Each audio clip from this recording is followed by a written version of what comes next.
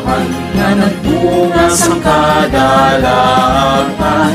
Habilin sa ngamon gilikanan, kag magapadayon sa kabataan. Kasadya kag nag-aisa ang imo komunidad, may dulog nga nag-aatipong sang dignidad. Alalangay nga pangabuhi na galuntad sa mauswagon kag masadya nga syudad. Kainit sang guma nagapadayon, sang imo katawan nga puno sang paglaom. Ang pag-ibig kag pagpauswag nga handog, pagatindugan kag pagatumanon. Pabantalalong kita maghukong, pagpasalamat sa tagpugan naton.